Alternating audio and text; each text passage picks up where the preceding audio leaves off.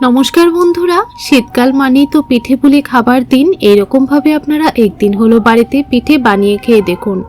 না লাগবে চালের গুঁড়ো, না লাগবে আটা ময়দা। তো কিভাবে এই পিঠেগুলো তৈরি করেছি চলুন তাহলে দেখে নেওয়া যাক। রেসিপিটি ভালো লাগলে লাইক শেয়ার সাবস্ক্রাইব করতে ভুলবেন না। তাহলে দেখতে থাকুন কিভাবে পিঠেগুলো তৈরি করেছি। প্রথমে চুলার মধ্যে একটা কড়াই বসিয়ে 1 চামচ দিয়ে দিলাম ঘি। এখানে ঘিটা দিলে কিন্তু ফ্লেভারটা খুব ভালো আসে। চারপাশে ঘিটা লাগিয়ে নিয়েছি। এখন দিয়ে দেব একটা মেজারিং কাপ মেপে 2 কাপ সুজি। আপনারা যে কোনো কাপ বা বাটি মেপে সুজিটা দিয়ে দেবেন।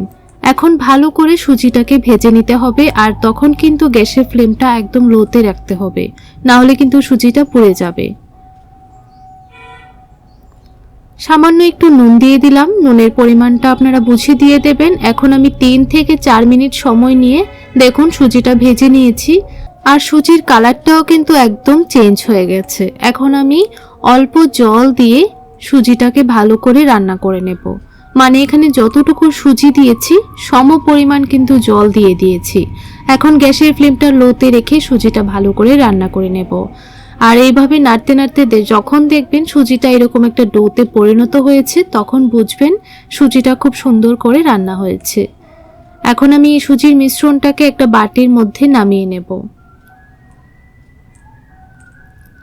তো বন্ধুরা, চুলার উপর আরেকটা ফ্রাই প্যান বসিয়ে দিলাম। পুরটা বানানোর জন্য দিয়ে দিলাম 1/2 কাপ গুড় আর 1 কাপ দিয়ে দিলাম নারকেল কোড়া।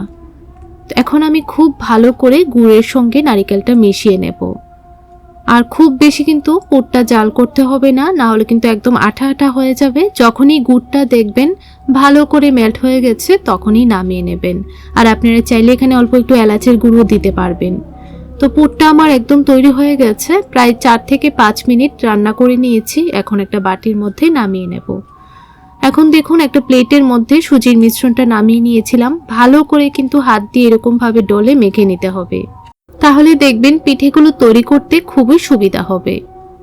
দেখুন ভালো করে ঠেসে ঠেসে মেখে নিয়েছি।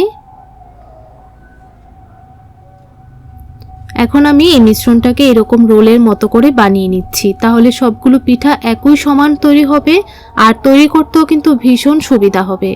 তো আপনারা এরকম রোলের মতো করে বানিয়ে নেবেন। তারপর চাকু দিয়ে একদম ছোট ছোট করে কেটে নেব। দেখুন ঠিক এরকম করে কেটে নেবেন। এরকম করে কেটে নিলে সবগুলো পিঠা একই সমান হবে আর তৈরি করতেও ভীষণ সুবিধা হবে। তো বাকি যে মিশ্রণটা রয়েছে সেটা দিয়েও কিন্তু রোল করে একই রকম করে কেটে নিয়েছি। এখন আমি একটা টুকরো নিয়ে নিলাম, তারপর হাতের মধ্যে এরকম করে গোল করে নিয়েছি। এখন এরকম ছোট একটা বাটির মতো করে বানিয়ে নিলাম। মাঝখানে অল্প একটু নারকেলের পুর দিয়ে দিলাম। এখন মুখটা খুব ভালো করে সিল করে নিচ্ছি। তারপর হাতের মধ্যে নিয়ে ঠিক এরকম করে শেপটা দিয়ে দিলাম। আপনারা একটু লক্ষ্য করলেই বুঝতে পারবেন কিভাবে তৈরি করেছি। তো সবগুলো বানানো হয়ে গেছে, আর দেখুন বন্ধুরা পিঠেগুলো কত সুন্দর তৈরি হয়েছে।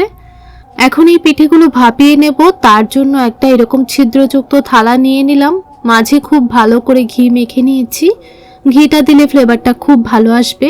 তারপর এক এক করে পিঠেগুলো দিয়ে দিলাম। আপনারা চাইলে তেলও কিন্তু মেখে নিতে পারেন। এখন আমি সবগুলো পিঠে দিয়ে দেব আস্তে আস্তে। একসঙ্গে সবগুলো পিঠেই ভাপানো হয়ে যাবে, আর একটার গায়ে একটা কিন্তু একদমই লেগে যাবে না। এখন একটা বাটির মধ্যে অল্প একটু জল ভালো করে গরম করে নিয়েছি, তারপর ছিদ্রযুক্ত থালাটা দিয়ে দিলাম। এখন ঢাকা দিয়ে প্রায় 5 থেকে 7 মিনিটের জন্য ভাপিয়ে নিয়েছি।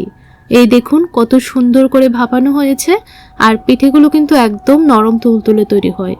এখন এক এক করে সবগুলো পিঠে একটা প্লেটের মধ্যে নামিয়ে নেব।